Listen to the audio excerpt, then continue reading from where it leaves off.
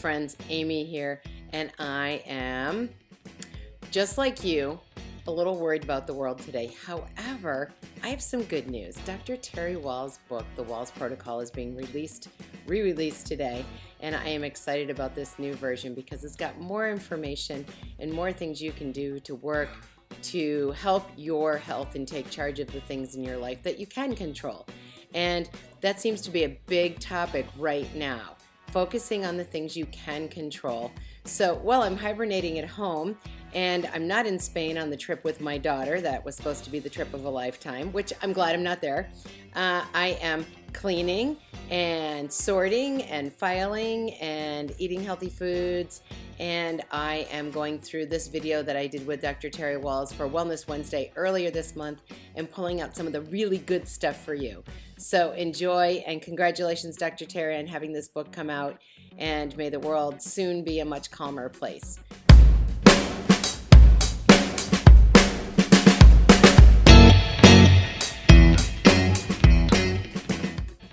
Hey friends, I am here with a very, very, very special person today. I first met this person on a TED Talk. I was sitting at my computer like you may be doing now and watching a TED Talk from Iowa City, Iowa, and I was newly diagnosed with MS, and this beautiful person in front of me was telling her story. And I thought, if she can do it, I can do it. And you hung out at the University of Iowa, you were a conventional doctor, your life got turned upside down, and you were diagnosed with MS. And it was not a pretty picture. Things were not going the way you wanted. And then suddenly you found yourself trying to do anything you could to kind of hang on. And so just for the people who don't know your story, at that point in time, you were in a tilt recline wheelchair, you were trying to hang on to your job, your life, kind of your brain, and you started studying. And take me from that point of, because I find that amazing, right there, that brain shift. What was that brain shift for you? So, at that point, conventional internal medicine doc had treated my disease very aggressively, taking the newest drugs from the best people at the best MS centers in the country. But at this point, it was very clear I was headed towards becoming bedridden, demented. I also have trigeminal neuralgia, which is jolts of electrical face pain. Those were getting more frequent, more severe, more difficult to turn off. That summer, I discovered the Institute for Functional Medicine. I took their course on neuroprotection, had a longer list of supplements, which I added. And then, I'm still declining, although more slowly. And then I have a really big aha moment. Like, what if I redesign my paleo diet in a very specific way based on what I had learned from functional medicine and my reading the basic science, all these supplements I was taking? What if I redesign my diet to stress these nutrients in food? Still paleo, but now less meat and many, many more vegetables in a very particular fashion. And what happens is my pain goes away. My brain fog goes away. My short-term memory is better. And then I'm realizing, my pain is less. And then in another month, and this is remarkable, I have a letter to mail. And normally I'd take my wheelchair down the hall and go mail it. And I thought, I think I can do this. So I had my walking sticks with me, and I put my letter in my pocket, and I just walked. Now, true, it's using my walking sticks, but I walked 200 yards to the mailbox and mail it. And so people in the hall were like, "Oh my God, Dr. Wahls, what happened to you? You're walking." I was walking. On another 3 months, I get on my bike for the first time in 6 years, and I bike around the block. And that's when it's apparent to me that the conventional understanding of progressive multiple sclerosis is incomplete, and that who knows how much recovery might be possible. That is so amazing. Just so amazing. Yes. And I can never hear that story enough, because it inspires me every time from when I saw it on a TED Talk to right now, and even more so, the first time I heard it, I kind of missed this little spot where you said you were trying to just slow down the progression. You Yes. didn't know. I It wasn't your plan to turn it all around. You were just trying to Correct. slow it down. I just wanted to slow it down because my conventional training and all of the neurologists I ever saw at the MS centers around the country had all Yeah, said progressive MS is progressive, right. that we don't anticipate any recovery. So take all these really potent, really expensive drugs in an effort to slow your decline. And Yeah. so I was doing all this stuff, not to recover, because I knew that wasn't possible. It was Wow. to slow the decline. You know, and in fact, Amy, so I'd already recovered remarkably. I'm walking around the neighborhood, walking around the block. But anyone with a progressive illness, part of the process you go through, you know, anger, denial, bargaining, Right. and you finally get Right. to acceptance. But when I got on my bike, that's when I understood, like, you know, What? how much recovery might be possible. How Wow. close back to normal could I get? And that's when I also really embraced that the conventional understanding of MS was incomplete. And I was fully on board with telling my primary care patients and my traumatic brain injury patients that creating health was their best tool. And to create health, this is all about vegetables, it's about meditation, it's about getting a step counter and walking. And It's food, lifestyle, movement, energy is always part of the story. So I don't want to not talk about this Oh, book, yes. which look, I have this. I was sitting next to Oh, you during right. the photo shoot, and I was so excited to be like close enough to touch you. And I looked at these pictures, and you look so amazing compared to these pictures. Yeah. And your story and journey is amazing. And I'm super excited. I couldn't wait for this book to come out. I mean, I was on order, and I was like, it's always next to me. And whenever I, slip down that slippery slope and forget some things, I can go back to the book. And that's why I love having a hard copy of it too, because as much as a digital version, it was good. I love flipping through this and the cookbook as well, because I like Yeah. pages. I like the smell of a book, So, so let's talk about the new book coming out and kind of what some of your big learns have been since Yeah. this book to the So new book. when And I'm that book super excited. Go. when that book came out, you know, the idea that food, diet, lifestyle should be an important part of everyone's treatment plan was controversial. People were very afraid that I was creating harm. And a lot of neurologists were saying food has nothing to do with MS. In these intervening 5 years, we understand that food turns genes on and off.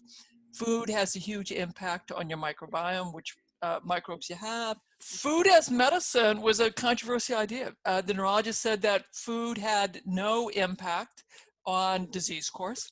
But since then, we've had so much progress in research, a lot more data on food turning genes on and off, food fertilizing health promoting bacteria, or disease-promoting bacteria, depending on what you're eating. So Yeah, vegetables, right.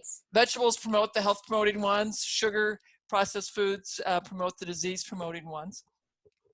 And there's a lot more evidence. The neuroscientists and practicing neurologists are agreeing that if you want to protect your brain against cognitive decline, early dementia, people with MS need to use diet. You want to pay attention to the quality of your diet. You want to pay attention to a stress reduction. You want to pay attention to exercise. And you know what? That sounds a lot like the Wahls protocol.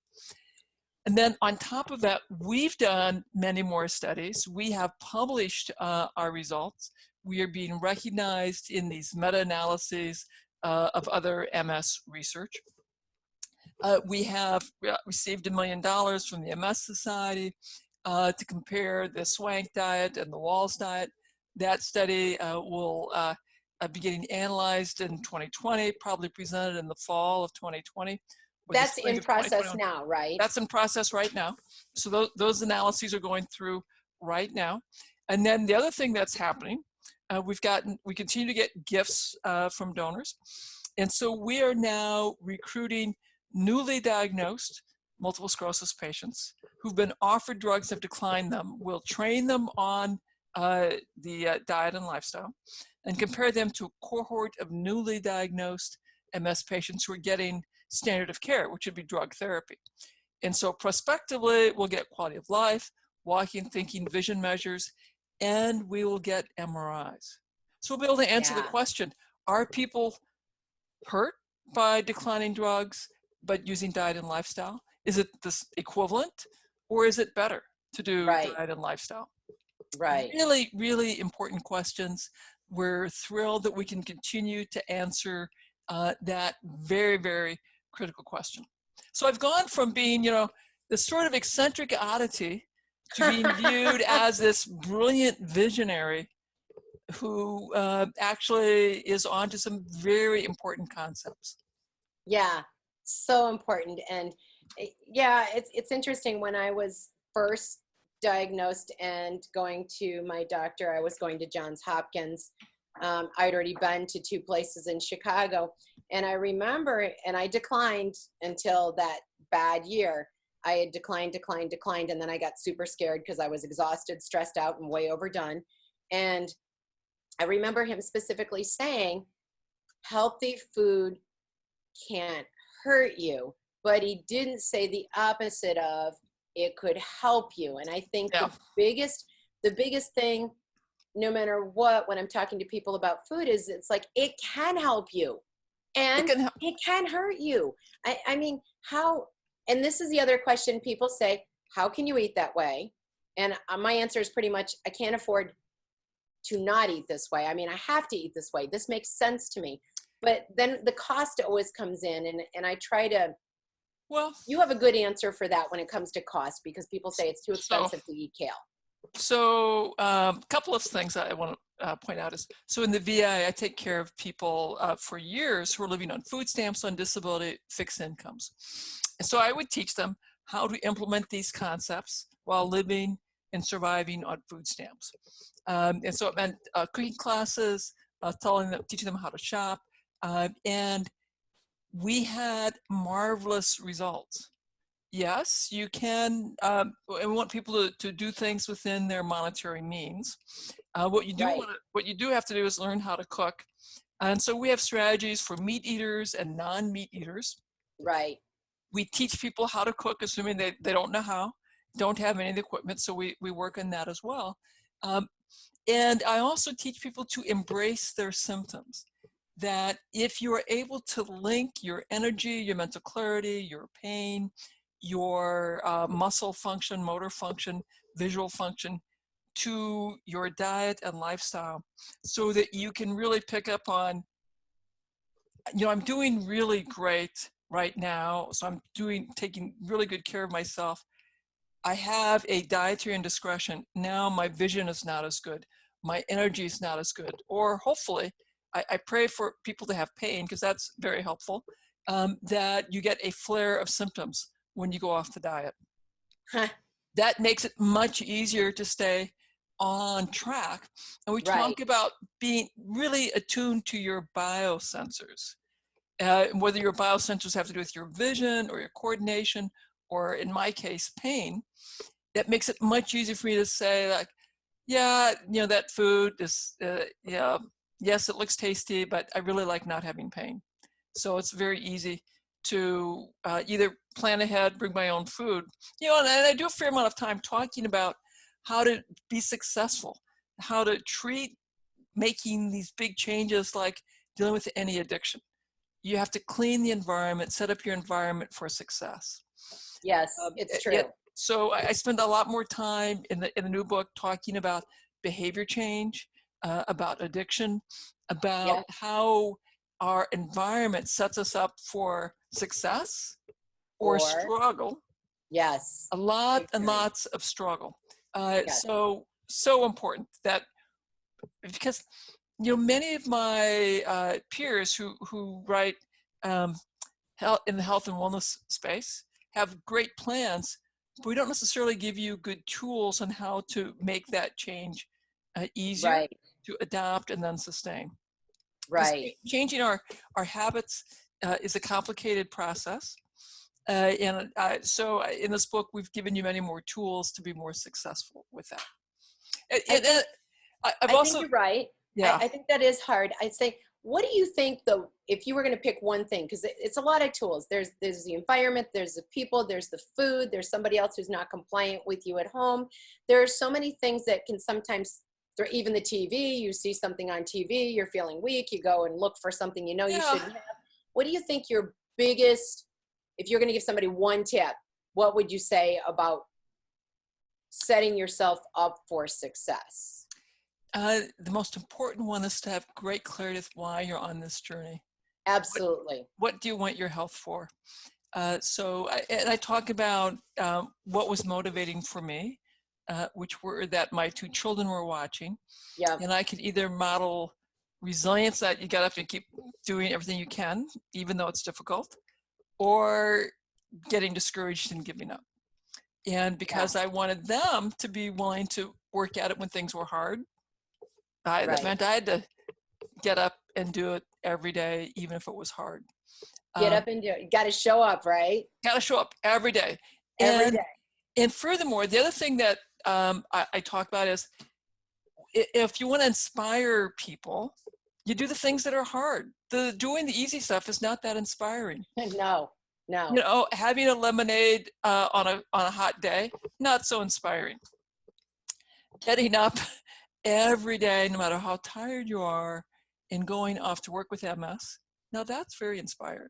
It sure is. So that's inspiring to my kids. Doing what is hard, where success is not guaranteed.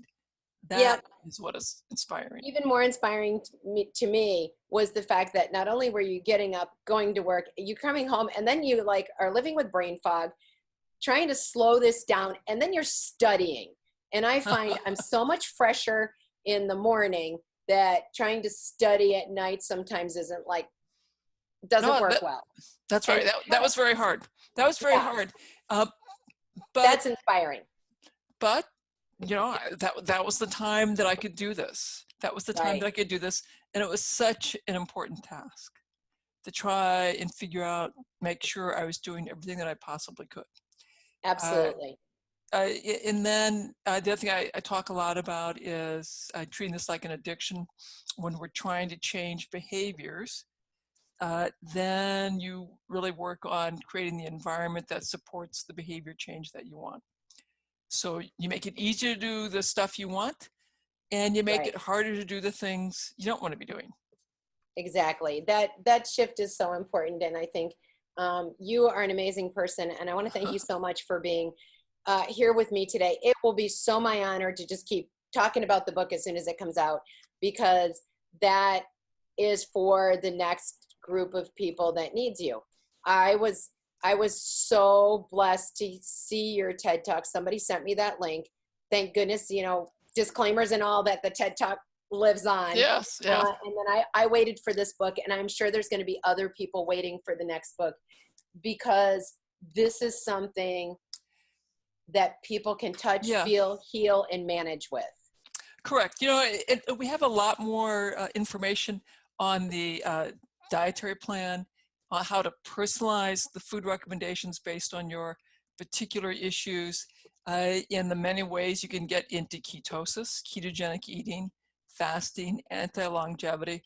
So I have updated and refined the eating plan. So lots more new information here.